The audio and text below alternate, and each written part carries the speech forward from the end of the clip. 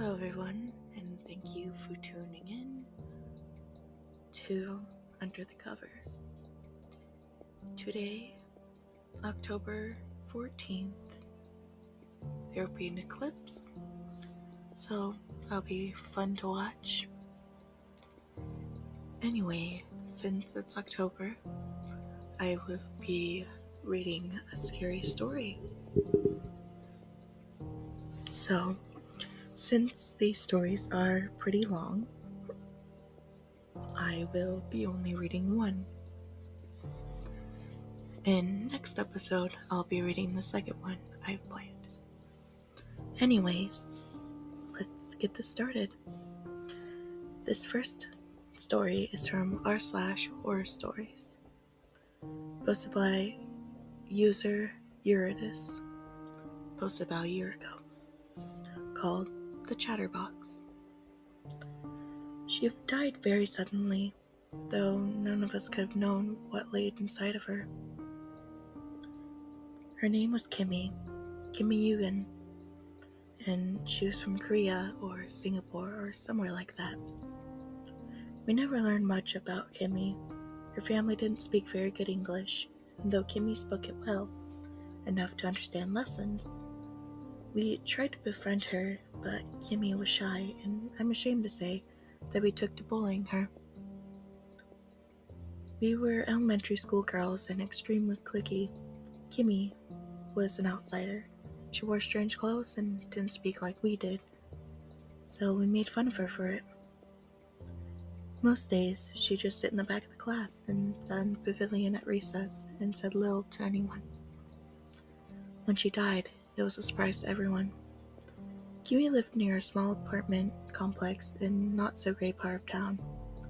Her family worked for her uncle, Mr. June, who owns a market in the neighborhood they lived in. Kimmy had been working there for some time to help her parents to pay the bills, and she had been making a delivery on her bike when she was abducted. They found her bike just sitting on the curb, wheels spinning slowly, and the police didn't seem hopeful in their investigation. Her kidnapping was all the buzz around school, and my friends wouldn't talk about anything else. Marissa, our sort of leader, said she betted that she had made the whole thing up, so people would be her friends when she was found. Leanna said that she shouldn't say stuff like that, but you could tell that she didn't really feel very scandalized. She said she'd been praying for her, praying they would find her safe, but even at 10, I doubted it. I kept my mouth shut in the matter personally, thinking it was terrible. No one should be grabbed off their bikes as they tried to help their family. A week later, they found her body in an empty lot near her uncle's shop. Mom wouldn't let me watch the news reported about it, but Marissa said the newsman said that she was chopped up and left in pieces. The news thinks it might have been something to do with her uncle, but they don't seem to know much about it. A service was held for her at the local Crane Baptist Church. I saw a picture of her parents lighting a little paper boat and floating it out for her. Her two sisters, one of whom was in the first grade. There were two, and I remember thinking how awful it would to lose someone like that. My own sister wasn't very nice, but I still didn't want anything like that to happen to her.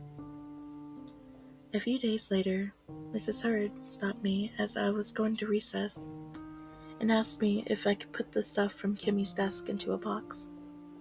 Her parents are coming at the end of the day, and I really need the outside. I need to be outside to watch the kids. Just put it in on my desk and come outside when you're done. I saw a pack of marbles in her hand and guessed the child minding wasn't the only thing on her mind. Marissa stayed to help me, and I found that Kimmy's desk was surprisingly neat. My desk looked like a garage sale, but Kimmy's was neat and organized. It was easy to pack her stuff away. Marissa cooed over her Hello Kitty pencil box, and I reminded her that we weren't allowed to take her stuff. The pencil box, her notebook, her folders, and a cute little art supply case went into the box, along with the Hello Kitty eraser and pencil set. Marissa looked all over it greedily, but I wasn't trying to get into trouble for taking things from a dead student, especially not when the teacher had trusted me to pack it. We were loading some of her notebooks when a small purple book fell out in the middle of them. Marissa pounced on it before I could even fully register what it was. I told her to give it back and that it didn't belong to her, but Marissa was already opening it and leafing through it. Oh, no, wait, it was her journal. Give it, Marissa. It isn't yours. We need to put it in the box before someone sees it. No way. No one knows about it. Who's going to miss it unless... Marissa gave me a mean look. You're going to tattle on me? I stopped complaining then and let her slide the journal into her pocket. Marissa and I had been friends since first grade, but I hadn't forgotten how mean she could be either. She had bullied me in kindergarten for the better part of the year, until I'd come to school with a brand new backpack one day and she fell in love with it. Marissa had said someone with a backpack that cool had to be friends with her, and Leanna and I had been part of her clique ever since. That had only been 3 years ago, and I wasn't in a big hurry to go back to the way things were. Marissa and I were friends, but Marissa could be mean when she wanted to be as well. I won't tattle, I say softly, more to myself than her. Good, she said, snatching the pencil case out too before I could get the lid back on. I set the box down on the desk and made sure that Marissa was gone before I left too. The idea to make a chatterbox was Marissa's, as so many other children had bad ideas usually were. She reads the journal to us at recess, taking light every time she or Leanna were mentioned. My name even came up a few times, though it was usually by association. It appeared that Kimmy had been keeping a journal of people who had wronged her, as well as how they had wronged others. Quite the little spider, Kimmy, hiding away and listening to people as they gossip or went about their lives. Marissa said, getting a mischievous look. I got an idea. She turned to the back and tore out an unused page, beginning to write predictions for her chatterbox. If you aren't familiar with them, it's probably because it has a million names. I've heard them being called fortune tellers, whirlybirds, paku paku, salt sellers, coochie catchers, and many other things. Sometimes, when I post about them online, I get a little fights over what they're called. People have 1,000 different names for them, but they seem to be something known worldwide. They're little devices that you put numbers on. Pick a number randomly until you get to your fortune and learn your fate. Marissa had already started writing the same old thing she usually did. Whether she made one of these, they were very creative. Usually things you'd marry a millionaire, that you'd be a princess, or that you'd have 20 children, that sort of thing. She was always very predictable, but she never seemed to include anything bad in her predictions. Marissa, despite being a bit of a brat, didn't like for bad things to happen to her or her friends. When she made the chatterbox, it was always the best outcomes. Okay, pick a number. I looked at the chatterbox questioningly. What are you doing? Isn't it obvious? Marissa asked. If Kimmy knew so many secrets, then maybe she won't mind telling us our futures. The idea of using a dead girl's paper to tell her fortunes made me shudder. I shook my head as she turned to Leanna. Come on, Lee. Let me tell you your future. I guess it couldn't hurt, Leanna said. 5. Marissa opened and closed the device very fast, holding out for her to pick another number. 7, he said, smiling as the little paper creature popped open and closed very quickly. 3, and Marissa opened the flap. You should tell Jana what you... Marissa stopped suddenly, realizing what she had read before quite put together what said. Tell Jana what? Leanna said, smiling but looking nervous. Marissa looked at me. Did you write something in this while I wasn't looking? No, I insisted. When would I had the chance? Marissa started to call me a liar, but she huffed out a, Hey! As Leanna looked at the chatterbox and looked at the tab. She looked confused, and she got the chatterbox away from her, but she looked angry when she was done reading what was on the tab. You should tell Jana what you did with Mark at the lake? Leanna tossed a little paper thing in Marissa's lap.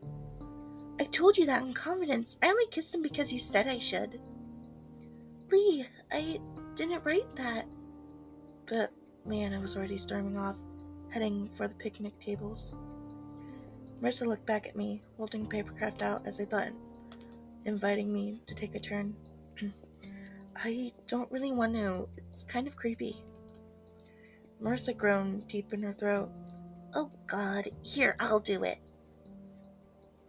She picked numbers at random, moving her fingers quickly as she selected fortune.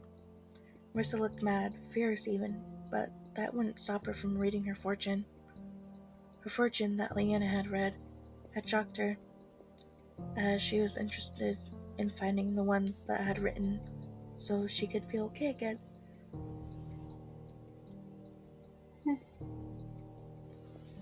It was a fluke. She must have been thinking, and now she was going to prove it. She opened tab number 3, and I could see her, hand shaking as she read it. Felicia doesn't like you? She pretends to because your mom asked her to? She looked at me suspiciously, but I put my hands up and looked at the words inside. It's not even either of our handwriting. Your handwriting is swoopy and mine is super sloppy. This handwriting way too neat for either of us. Marissa looked at the handwriting and then flipped open the journal as if looking for a source. She stared at a few pages before slamming the book shut and taking the chatterbox with her. I asked her where she was going, but she didn't answer. Turned out she was going to do a tour of the playground. I didn't realize what was going on until a group of kids angrily approached the playground monitor with a frantic Marissa in tow. The lead girl, Felicia, sprawled, looking livid, and Marissa was trying to tell her how sorry she was with every step she took.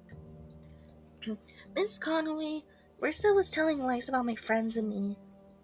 Miss Conway was a broad, godmotherly woman whose hands, like slabs of beef, looked at Marissa and then back to Felicia. What's going on, girls? What is this about? I didn't write it, Marissa wailed, waving the chatterbox in her free hand. She wrote lies about the chatterbox. Her box said that my mom had gotten an abortion and that it was Cindy who was adopted. Cindy, a tall girl with wavy brown hair that hung with Felicia and her clique, was crying and shaking her head. Other kids had similar stories. Some said that the chatterbox told them that their parents were getting divorced. Others said the predictions claimed how things they had done were things that they'd say.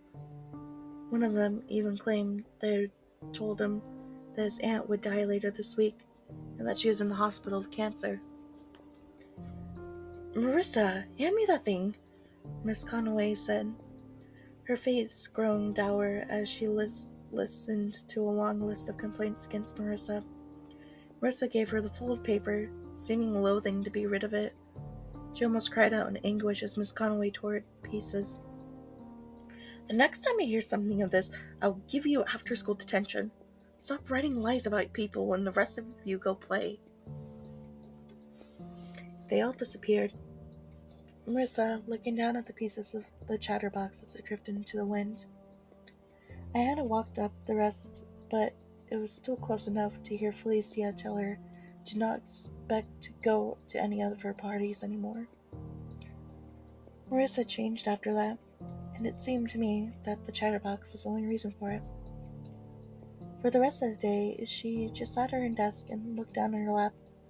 I could see she was fiddling with at first, but eventually I saw it was another one of the chatterboxes. I was shocked. Hadn't she learned her lesson? After the first one, her books were open, but her hands moved below the lips of the desk in rapid series of jerks and swoops. She would flick it once and twice before opening the corresponding flap and reading it. It said every answer seemed to make her more and more agitated. She would take it off her hands and sometimes seem to be on the verge of ripping it to shreds before gently sliding it back on and starting again. "Marissa," Miss Hurd asked, drawing my attention back to the front of the class and drawing Marissa back to her stupor. "Would you care to answer number 4 for us?" Marissa shoved the chatterbox into her desk and looked down at the open textbooks and searched for the number 4. 17? Miss Hurd blinked. "That would be correct if we were on our math lesson." We moved on to geography. "Are you feeling well, Marissa? You don't seem to be yourself today." Marissa turned beet red, giggling through her desk to find her book. Miss Hurd had approached her desk, and I suppose wanting to see if she might be feverish, and when stooped to pick something up, I saw that the chatterbox had fallen out and Marissa searched for her book. "Oh, what do we have here? I remember these from when I was a girl. We used to use them to tell each other fortunes. I can't believe kids still make these." But as she had been talking, she had opened one of the flaps of the chatterbox. She glanced at the tab and came fully open, and her words ended abruptly, as they had begun. Marissa looked up at her, and her geography book came open. The look on her face was enough to tell me that she didn't like what she had seen there. "Get up," Miss Hurd whispered, her voice barely containing her rage. "Miss Hurd?" Marissa asked, unsure of what was happening. "Get your," she curbed her next words, "things and come with me. We're going straight to the principal's office, young lady." Marissa looked up, confused but collecting her things, and went with Miss Hurd to the office. She never came back to the class, and when I asked Miss Hurd, she only told me that her mother had been called after something, and that she had written in the chatterbox. Marissa was suspended for 5 days, as she was taken out of class, and Leanna and I, and put in another 4th grade class. I'm going to take a quick break real quick because I need to get a drink.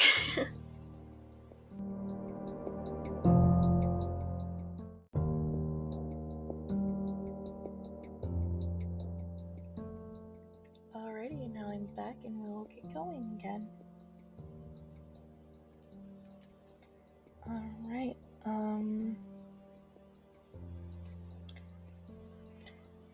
Marissa was suspended for 5 days, and she was taken out of class with Leanna and I, and put in another 4th grade class. Leanna said that she served her right for writing those lies about people. She made her bed, and now she has to sleep in it. I would have honestly forgiven her, but not after what she said about Miss Hurd. I asked her what she had said, and Leanna leaned in like it was a big secret. I heard that she had written Miss Hurd was cheating on her husband with Mr. Sizemore. The PE teacher? Yeah, can you imagine? She's lucky she didn't get expelled. When Marissa came back to school, she was very different. She looked frazzled, and her hair looked unkempt, and she seemed to constantly pull at her clothes. She was nervous and twitchy, and she seemed obsessed with the little chatterbox. She would ask people to pick a space and ask them to make a choice, but most people would just walk past her and without speaking. It's tough to be labeled as a social para at 10-year-old. She had lost all of her friends, and she had except me. And I wasn't even sure I still wanted to be friends with her. When I saw her at recess that day, sitting by the fence and fiddling with the chatterbox, I sat beside her and asked her if she was okay. I could smell a smell around her. It wasn't an altogether healthy smell. "I can't let her beat me," she whispered, her face very close to the chatterbox as she worked the mechanism. "Who?" I asked. "Gimme," she said, as low, and when she opened the fold in the chatterbox, she sobbed and closed it up again to start it. "Mara," I said, using her nickname. "Kimmy's dead." "Not all the way dead," she said when she opened up the tab this time. Her fingers crumpled the page, and I could read the message written there before she could close it. "Your mother thinks you're crazy?" Marissa pushed me suddenly, and the fence scratched my back as I slid away. Through the small tears there, I could see her lunatic's face as she pushed it inches from mine. "That's not your fortune. Don't read other people's fortunes." Miss Conway must have seen something because she started walking over. I got up and walked away quickly, not looking at Marissa as the playground monitor approached her. That was the last time I spoke with Marissa, but not the last I saw of her. For the next 3 months, I saw her on and off. She became like a wraith who haunted the school. She stopped asking people to look at the chatterbox. She just sat off by herself and played with it, cringing and sobbing every time she opened the flap. The more she saw, the worse she felt, and eventually I decided to try and bury the hatchet. I decided that after school I would visit her home and try to see if she would reconcile. I also wanted to see if there was any sanity in her. She hadn't been at school for the last couple of days, and not that anyone but me had bothered to notice. When I arrived at her house, her mother seemed happy to see me. She told me that Marissa had been feeling poorly lately, and that maybe a friend might cheer her up. Marissa's mother looked like she hadn't slept in a few days, and even at 10, I noticed she approached Marissa's room like there might be a wild animal behind that door. She knocked, and slowly and hesitantly, and told Marissa that I was here to see her. Marissa said nothing. She knocked again, asking if Marissa was awake. Marissa said nothing. Her mother opened the door slowly, and I could see Marissa sitting at the desk, with her back to the door. She never moved when her mother walked in and over to her, and I stood in the doorway. I couldn't help but take in what appeared to be a lair of a crazy person. Some of the details would come to me afterwards, but many of them seemed to be split seconds that we often use to see details to access as if a threat was present. The floor was full of chatterboxes, like a flower bed of folded paper, and her mother seemed to be stepping over some gingerly. The outside of them were covered in words, and all of them written in neat, spirally handwriting. The writing on the wall was all Marissa's, though. She had written on the wall in anything she could find. The scrawls were messy, jumbled of pen, pencil, paint, charcoal, and a rusty red color that might have been her own blood in a few places. The words were strange, but not making a lot of sense. She watches, she whispers, she tells me. I'm crazy, I'm insane, I'm a disappointment. She haunts me. The most chilling of all was the rusty red smear and the words Kimmy over her head of the bed, like she had traced it with a bleeding finger.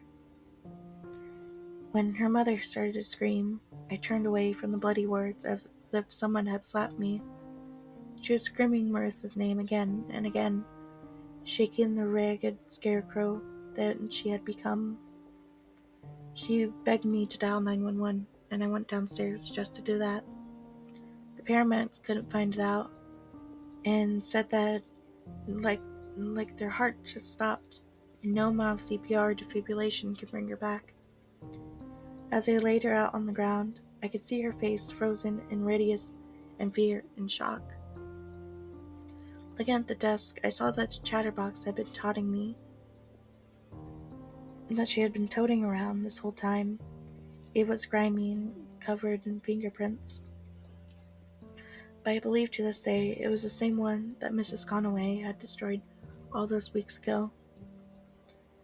The open flap was blank and the surface dark and unmarked. I can't imagine what she would have read there, and I honestly didn't want to find out. I'm in high school now, 8 years later, but I still remember the lesson I learned from Marissa. It's unwise to mess with another person's possession, especially if they're dead. Their things are better left undisturbed and their memories left unread. And it was the last lesson Marissa would have learned too late. As if it was a lesson I've never forgotten. I have a reminder on my desk every day. You see, when I come back from Marissa's funeral, the chatterbox was sitting on my doorstep. I can't prove it was the same one. I know I can't. It can be the same one, though. But that didn't stop me from swooping it up and putting it in my pocket before my mother could see. I heard it whisper to me at night. It's whispering a little more than a mutter as I sit there writing this. I guess it's harder to hear, but it never goes away, and that's why I refuse to touch it, let alone use it. Let Marissa and Kimmy keep each other's company inside that thing for the rest of the time, for all I care. I don't want the knowledge as they hold that badly.